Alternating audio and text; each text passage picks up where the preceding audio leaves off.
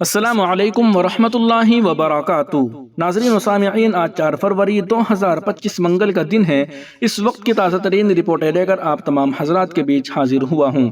آپ سے درخواست ہے کہ اس ویڈیو کو مکمل دیکھیں اور اپنے تمام دوست و احباب کے پاس اس ویڈیو کو شیئر فرمائیں اور اس چینل کو سبسکرائب ضرور کر لیجئے گا۔ چلیے پہلی رپورٹ شروع کرتے ہیں۔ قابل فخر ہندوستانی مسلمان مسجد اور درگاہ کی 1 انچ زمین چھیننے کی اجازت نہیں دیں گے۔ متنازع وقف بل پر لوک سبھا میں اسد الدین اویسی کا 2 ٹوک بیان۔ کل ہند مجلس اتحاد المسلمین کے صدر بیرسٹر اسد الدین اویسی نے کہا کہ وقف ترمیمی بل اپنی موجودہ شکل میں سماجی عدم استحکام کا باعث بنے گا، کیونکہ اسے مسلم کمیونٹی نے مسترد کر دیا ہے۔ صدر جمہوریہ کے خطاب پر تشکر کی تحریک میں حصہ لیتے ہوئے اویسی نے کہا کہ وقف ترمیمی بل کو پوری مسلم کمیونٹی نے مسترد کر دیا ہے اور اس کا نفاذ اس ملک کو 1990 اور 1980 کی دہائی کے اوائل میں لے جائے گا۔ انہوں نے کہا کہ میں حکومت کو خبردار اور وارننگ دے رہا ہوں کہ اگر آپ موجودہ شکل میں وقف قانون لاتے اور بناتے ہیں تو یہ آرٹیکل 25، 26 اور 14 کی خلاف ورزی ہوگی۔ اس سے اس ملک میں سماجی عدم استحکام پیدا ہوگا۔ اویسی نے کہا کہ مسلم کمیونٹی کو یہ وقف جائیداد نہیں چھوڑے گی۔ حیدرآباد کے رکن پارلیمنٹ نے کہا کہ آپ ہندوستان کو وکست بھارت بنانا چاہتے ہیں، ہم وکست بھارت چاہتے ہیں۔ آپ اس بل کے ذریعے ملک کو 80 اور 90 کی دہائی کے اوائل میں واپس لے جانا چاہتے ہیں۔ قابل فخر ہندوستانی مسلمان ہونے کے ناطے میں اپنی مسجد اور درگاہ کی 1 انچ زمین لینے کی اجازت نہیں دوں گا۔ یہ ہماری جائیداد ہے، کسی نے ہمیں نہیں دی۔ آپ اس جائیداد کو مجھ سے چھین نہیں سکتے۔ میرے لیے وقف ایک عبادت ہے۔ وہیں دوسری جانب اکھلیش یادو کا بھی بڑا بیان سامنے آیا ہے۔ انہوں نے کہا کہ اگر کوئی غلطی نہیں تو اعداد و شمار کو کیوں چھپایا اور مٹا دیا گیا۔ مہاکمبھ بھگدڑ پر اکھلیش یادو کا بی جے پی حکومت پر بڑا حملہ۔ سماجوادی پارٹی ایس پی کے سربراہ اکھلیش یادو نے لوک سبھا میں بی جے پی پر حملہ کرتے ہوئے الزام لگایا کہ حکومت 29 جنوری کو اتر پردیش کے پریاگ راج میں مہاکمبھ میلے میں بھگدڑ میں ہلاک ہونے والوں کی اصل تعداد کو چھپا رہی ہے۔ بجٹ اجلاس کے دوران صدر جمہوریہ کے خطبے پر تشکر کی تحریک میں حصہ لیتے ہوئے اکھلیش یادو نے مہاکمبھ بھگدڑ میں ہونے والی اموات کے سرکاری اعداد و شمار جاری کرنے کا مطالبہ کیا۔ سماجوادی پارٹی کے سربراہ اکھلیش یادو نے کہا کہ اتر پردیش کے وزیر اعلیٰ نے دلخراش واقعے پر تعزیت کا اظہار نہیں کیا، جبکہ ملک کے صدر اور وزیر اعظم نے تعزیت کا اظہار کیا تو ریاستی حکومت نے 17 گھنٹوں بعد اسے قبول کیا۔ انہوں نے لوک سبھا میں خطاب کے دوران حکومت پر سخت تنقید کرتے ہوئے کہا کہ خدا جانے وہاں کتنی چپلیں، کپڑے اور ساڑیاں پڑی تھی۔ اکھلیش یادو نے کہا جب یہ معلوم ہوا کہ کچھ لوگ مر چکے ہیں اور ان کی لاشیں مردہ خانے اور اسپتال میں پڑی ہیں تو حکومت نے اپنے ہیلی کاپٹر کو پھولوں سے بھر کر ان پر برسایا۔ یہ کیسی روایت ہے؟ وہ جانتے ہیں کہ وہاں کتنی چپلیں، کپڑے اور ساڑیاں پڑی تھی، اور وہ سب کچھ چھپانے کے لیے JCB مشینوں اور ٹریکٹر ٹرالیوں کے ذریعے انہیں فوری وہاں سے ہٹا دیا گیا۔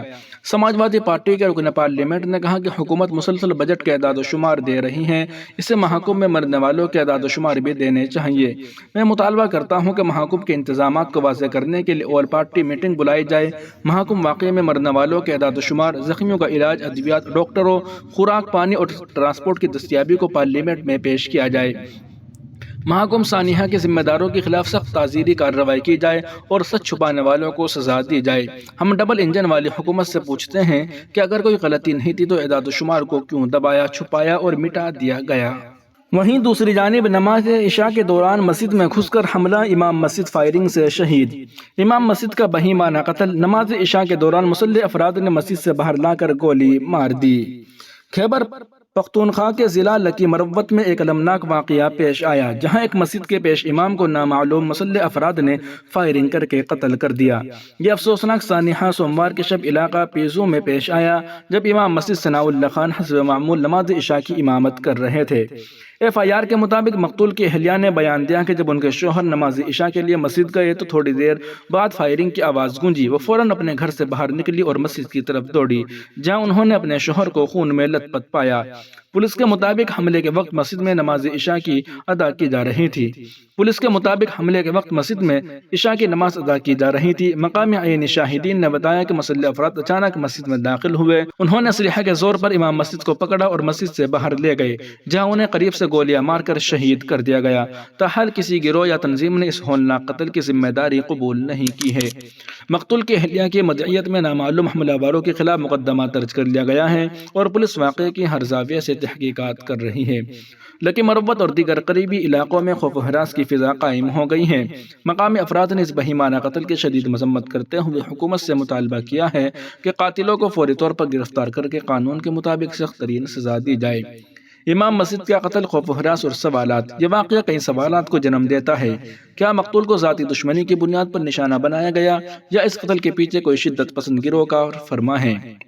پولیس کا کہنا ہے کہ وہ تمام ممکنہ پہلوؤں کو مد نظر رکھتے ہوئے تحقیقات کر رہی ہے۔ یہ واقعہ خیبر پختونخوا میں مذہبی شخصیات پر ہونے والے حملوں میں اضافے کی ایک کڑی ثابت ہو سکتا ہے۔ ماضی میں بھی کئی علماء اور دینی شخصیات کو نشانہ بنایا جا چکا ہے، جس سے مذہبی طبقے میں بے چینی بڑھ رہی ہے۔ مقامی افراد نے اس واقعے پر گہرے دکھ اور غم و غصے کا اظہار کیا ہے۔ علاقے کے علماء کرام، مذہبی و سماجی رہنماؤں نے حکومت سے مطالبہ کیا ہے کہ مجرموں کو جلد از جلد کیفر کردار تک پہنچایا جائے تاکہ مستقبل میں ایسے سانحات سے بچا جا سکے۔ حکومتی اداروں کی جانب سے واقعے کی مکمل تحقیقات کا اعلان کیا گیا ہے، جبکہ پولیس نے علاقے میں سیکورٹی سخت کر دی ہے تاکہ مزید کسی ناخوشگوار واقعے سے بچا جا سکے۔ امام مسجد کا قتل نہ صرف ایک المناک واقعہ ہے بلکہ یہ معاشرتی امن کے لیے ایک بڑا سوالیہ نشان بھی ہے۔ ضرورت اس امر کی ہے کہ حکومت، قانون نافذ کرنے والے ادارے اور عوام مل کر ایسے مجرموں کے خلاف سخت کارروائی کرے تاکہ معاشرے میں خوف کی فضا ختم ہو سکے اور ہر شہری، خاص طور پر مذہبی شخصیات، محفوظ رہ سکے۔ ناظرین و سامعین، ان اہم رپورٹوں کو آپ سن اور دیکھ رہے تھے محسن اسلام یوٹیوب چینل پر۔ تمام تازہ ترین اپڈیٹ حاصل کرنے کے لیے بھی ویڈیو کے نیچے سبسکرائب والے آپشن پر کلک کر کے اس چینل کو سبسکرائب ضرور کر لیجئے گا۔